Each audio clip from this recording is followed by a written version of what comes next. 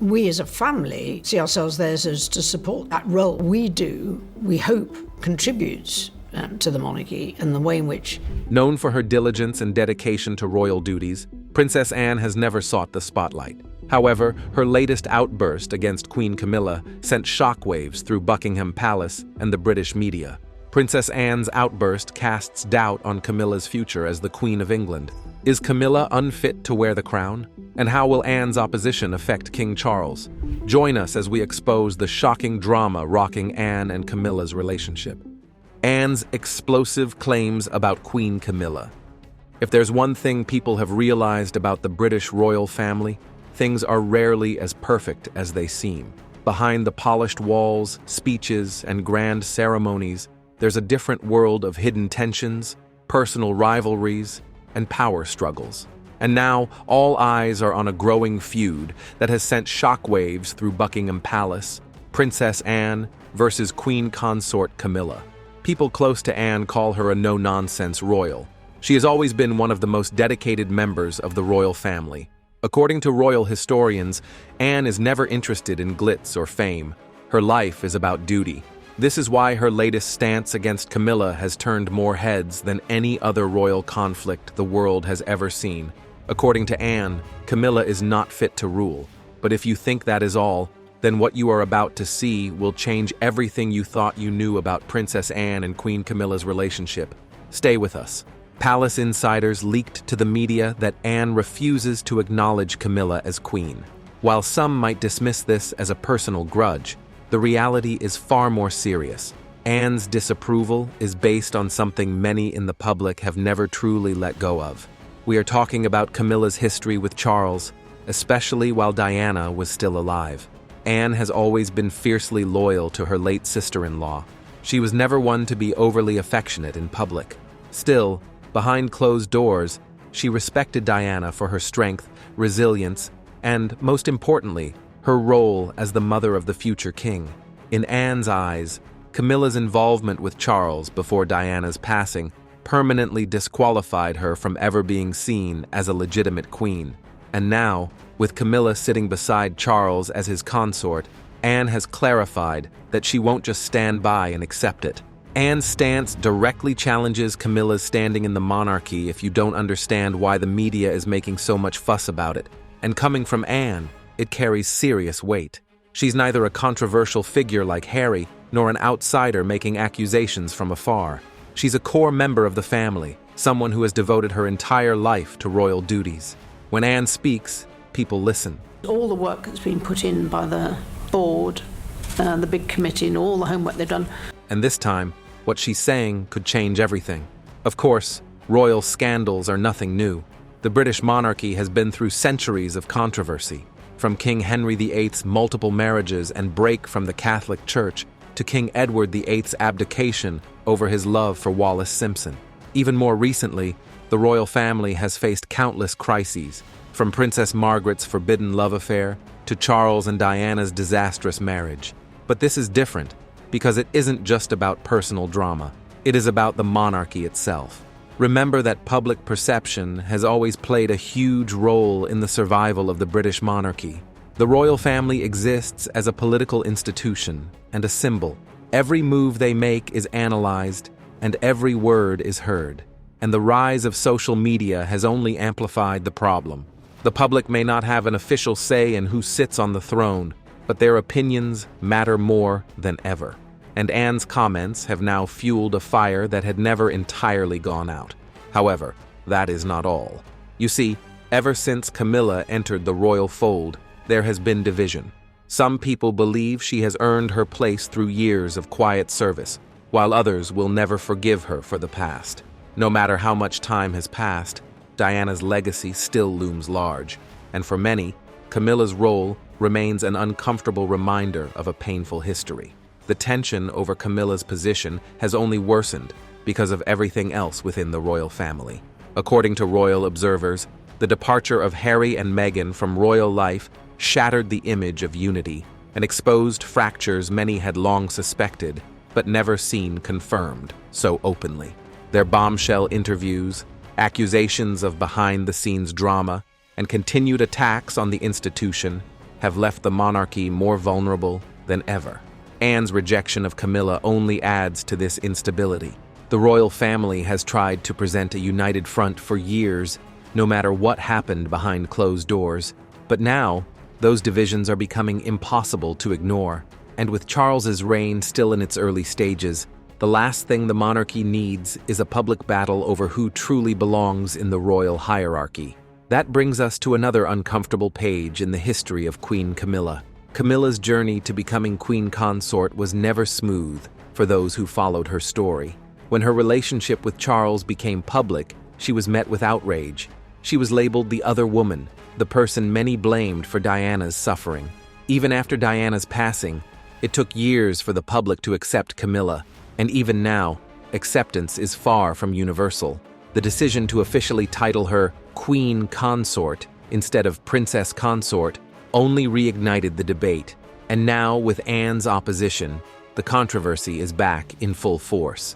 This battle is different because it isn't just being fought in the press or among royal watchers, but within Buckingham Palace.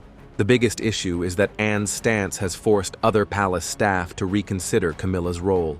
Palace sources told the media there are discussions about whether Camilla truly belongs at the top of the royal structure. The monarchy has always been about tradition, but it has also survived by adapting when necessary. And now, adaptation seems to include reconsidering Camilla's position altogether. The fallout from Anne's shocking revelation is already being felt. If palace reports are anything to go by, tensions between her and Charles have reached a breaking point, with the king caught between his loyalty to his wife and the undeniable influence of his sister. Meanwhile, other royal family members are being drawn into the conflict. Some have sided with Anne, believing Camilla's past makes her unfit for the role. Others argue that the monarchy cannot afford another crisis, and that removing Camilla would only deepen the instability already plaguing the institution. For decades, the royal family has worked to maintain an image of stability, even as the world around them changed. But now, with internal divisions spilling into public view, that image is cracking. Princess Kate's role in all of these will surprise you. Unlike Anne, Kate has largely avoided controversy, focusing on her duties and maintaining a steady presence within the royal family. She is widely seen as the monarchy's future, a figure who embodies both tradition and modernity. But now, her position in this growing conflict is being questioned. While she has not publicly taken a stance, rumors suggest she has quietly supported Anne's concerns. If Kate, the future queen, shares Anne's doubts about Camilla, what does that mean for the future? Could this divide between the senior royals lead to an even more significant shakeup within the monarchy? One thing is clear: this is no ordinary royal quarrel. This power struggle could redefine the monarchy itself, and the situation is becoming more serious daily. So how did this duo, Anne and Kate, come to have such a strong hand in Camilla's fate? What exactly has been happening behind closed doors that led to this moment? We're about to break down all of that step by step. This is where things start to get interesting. You simply don't want to miss out. Caught between custom and progress. For starters, tradition is everything in the British royal family. It's what holds the entire institution together. Without it, the monarchy wouldn't have the same authority, the same sense of legacy, or the same connection to centuries of kings and queens who came before. These customs, from grand ceremonies to gestures, are the rules every royal must follow.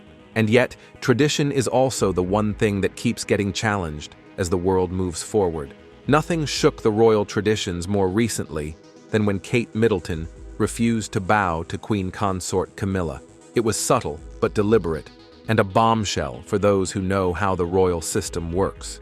Kate's action, or lack thereof, didn't just break protocol, it sent a message. Whether she meant to or not, the Princess of Wales clarified that she wasn't entirely on board with Camilla's role in the monarchy.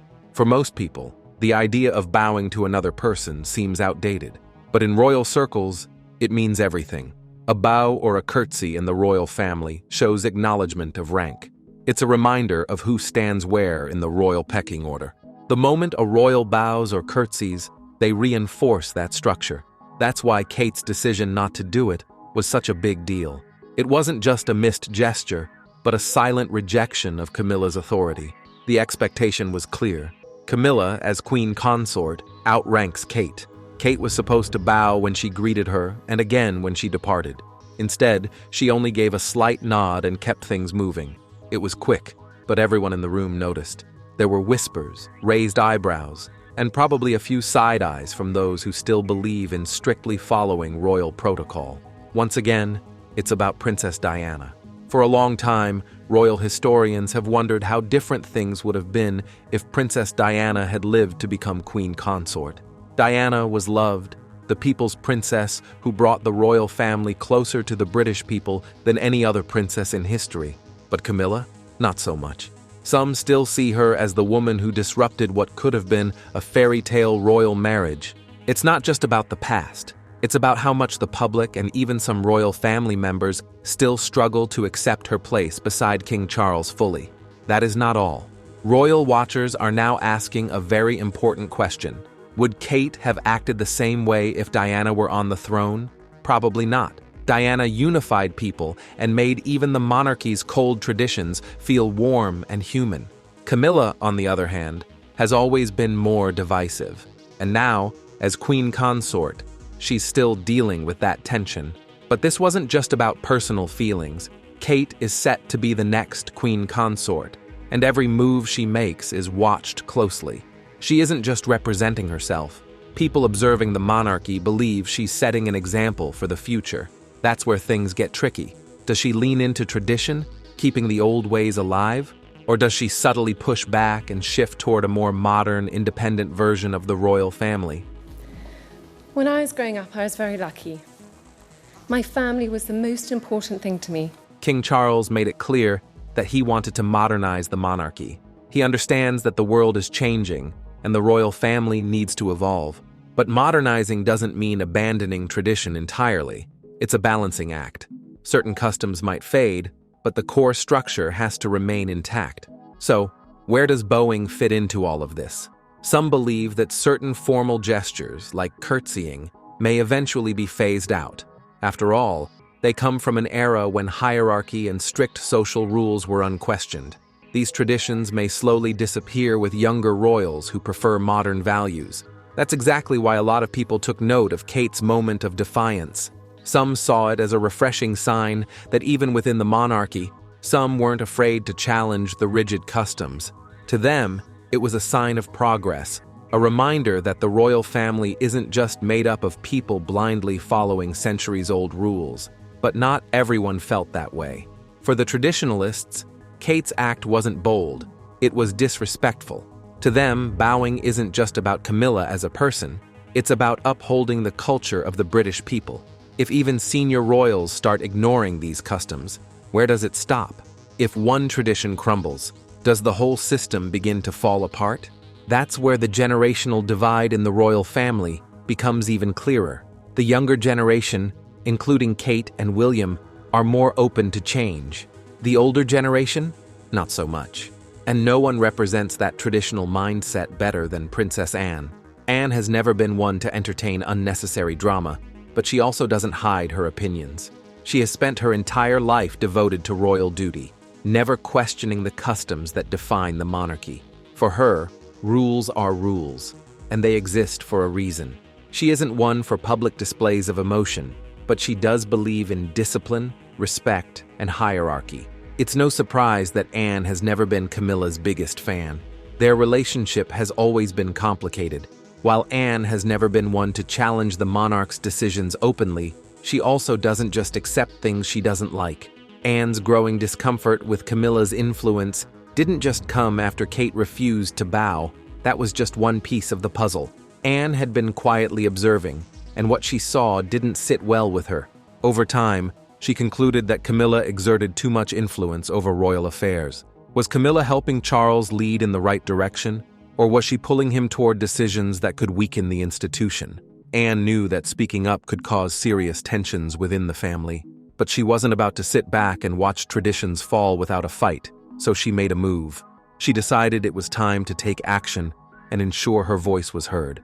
What exactly did she do? What steps did she take to challenge Camilla's role in the monarchy? That's where things take an even more dramatic turn.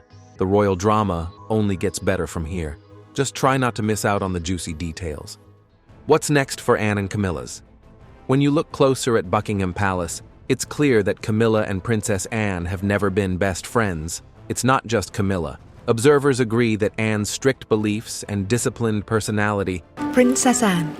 She may be the hardest working royal. make it challenging to form close relationships, even within her family. She has spent her entire life upholding duty, avoiding unnecessary drama, and ensuring the royal family sticks to its traditions. This is what has earned her the deep respect of those around her. But at the same time, it has also made her someone who doesn't tolerate anything or anyone that she believes could weaken the monarchy. And right now, that person is Camilla. Anne has never been one to voice her concerns in the press or make a spectacle out of family disagreements. She operates quietly but firmly within the palace walls, ensuring things don't spiral out of control. However, it seems when it comes to Camilla, she can lose her patience, even in public.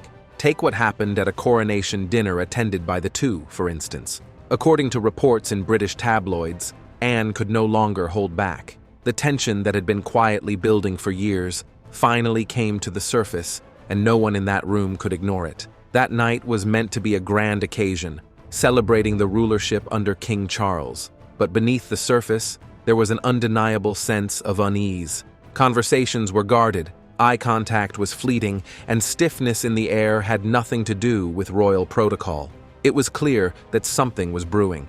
Then came the moment that changed everything. Anne, who rarely engages in personal conflicts, directly challenged Camilla's right to answer to the title Queen. As if that wasn't damaging enough, Anne also challenged her right to hold the level of power she had. It wasn't a private conversation. It wasn't something whispered behind closed doors. It was out in the open, in front of other royals. Anne had a message, and this wasn't just a minor disagreement. It was an assault on Camilla's status in the royal family. The issue at the dinner wasn't just about Camilla's past, although royal experts believe that her past also played a significant role in Anne's reactions. At the heart of it, this was about two completely different visions for the monarchy. Anne has lived believing in tradition, discipline, and duty. She grew up watching her mother, Queen Elizabeth, embody these values for over 70 years. To Anne, the monarchy isn't a popularity contest. It's a responsibility that requires absolute commitment and a deep respect for history. Camilla, on the other hand, represents something entirely different. The approach has always been more relaxed, embracing a modern, less rigid version of royal life. And to Anne, that is simply unacceptable. So, talk about the future of the two? Well, the chances they'll eventually get along are slim to now. Anne's disapproval of Camilla isn't new. The real problem is that now, Camilla has the title of Queen, which Anne simply cannot accept. To her, the role of Queen isn't just a title. It carries centuries of history, and in her eyes, Camilla does not live up to that standard. Interestingly, the biggest issue for Anne is not about tradition versus modernity.